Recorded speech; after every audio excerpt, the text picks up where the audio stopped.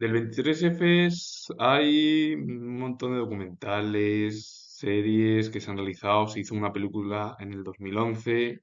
además en España. Se ha hecho una serie también en 2009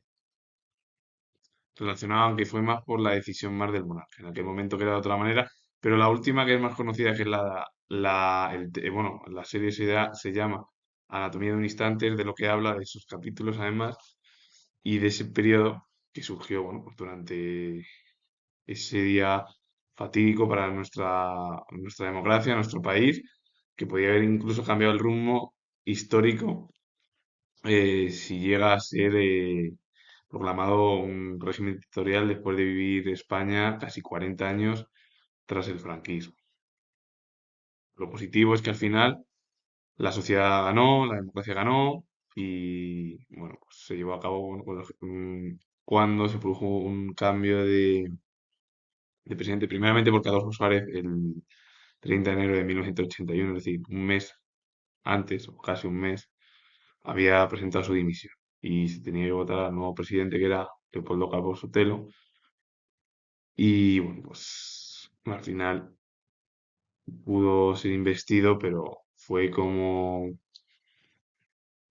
un alivio para el régimen democrático de España, porque España ha vivido, como he dicho y yo lo comento siendo historiador, una dictadura de casi 40 años. El día 15 de junio de 1977 se convocaron las primeras elecciones después de las elecciones que se celebraron en 1976, en febrero de 1976, en el periodo, bueno, en el periodo de la Segunda República. A partir de ahí, el 1 de marzo de 1979 se convocaron elecciones constituyentes porque se había promulgado y aprobado la Constitución en 1978, que quedó ratificada el 6 de diciembre de 1978, ese mismo año, y firmada por el monarca de entonces, Juan Carlos I. Pues hoy en día ya fue él el que firmó, sancionó todo. Y a partir de ahí, pues el triunfo en 1979 fue para el partido de UCD, que lo lideró Adolfo Suárez, porque era el líder de ese partido, volvía a ser presidente tras 1977, llevaba desde 1976 nombrado por el monarca Juan Carlos I. Sin embargo, la persistencia de la crisis económica, la división interna dentro del partido, provocaron al final que Adolfo Suárez dimitiese el 30 de enero de 1981 y además se emitió en televisión y bueno, pues todo ello provocó una inestabilidad durante ese mes que podía haber provocado un cambio, no de democracia, sino otra vez una dictadura, y menos mal que no eh, estalló ningún conflicto civil, ni se hubiera instaurado un gobierno militar, y bueno, pues, desde 1982 pudo ir poco a poco pues, modificando a una serie de leyes y que la democracia tuviese un recorrido pues más o menos estable con respecto al resto de los países de Europa y de la Unión Europea. El 23 de febrero de 1981, durante la sesión parlamentaria en la que se votaba a Leopoldo Calvo Sotelo como nuevo presidente del gobierno, se produjo el intento de golpe de Estado que estuvo liderado por varias figuras, el teniente coronel Tejero, García Carrés, que era un civil que estuvo relacionado con el franquismo, y también los generales Armada y Milán del Bosch, que el propio Milán del Bosch sacó en Valencia, donde estaban los tanques en la ciudad, y bueno, pues, proclamó el estado de sitio con un discurso además que fue muy duro, porque daba además escalofríos en aquel momento, porque España desde 1976 estaba, bueno, pues poco a poco acercándose al régimen democrático similar al de Europa. El problema también es que había habido muchos asesinatos por parte de ETA al grupo militar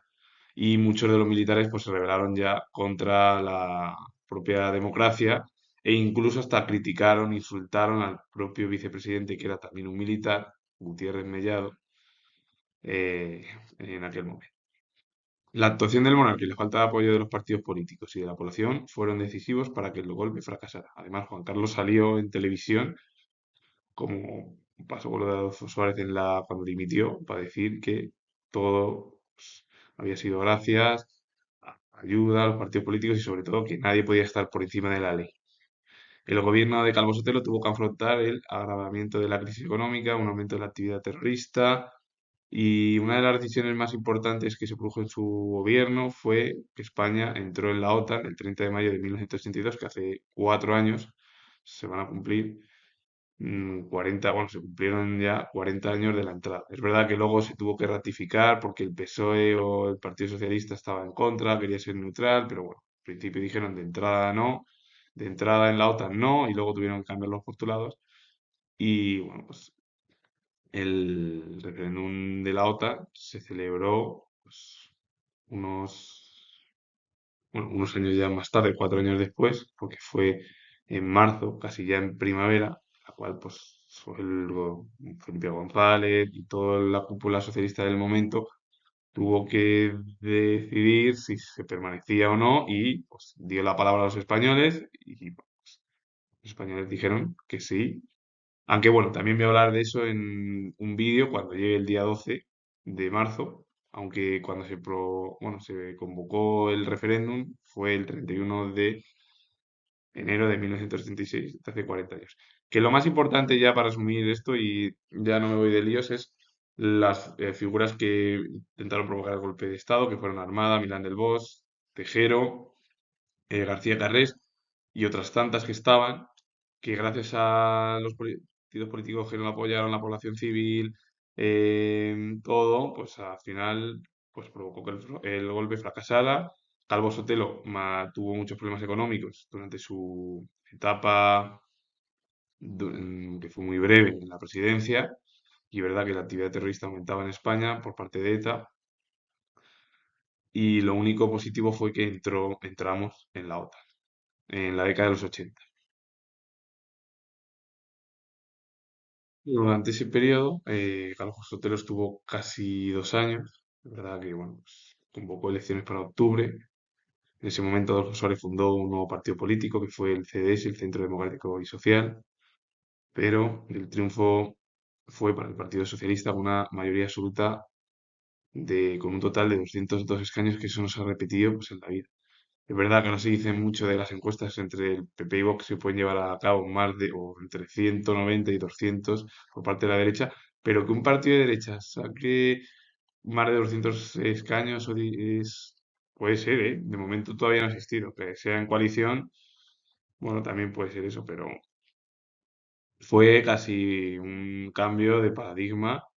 en la cual, bueno, pues se llevó a cabo el final primero de la transición democrática, que comenzó con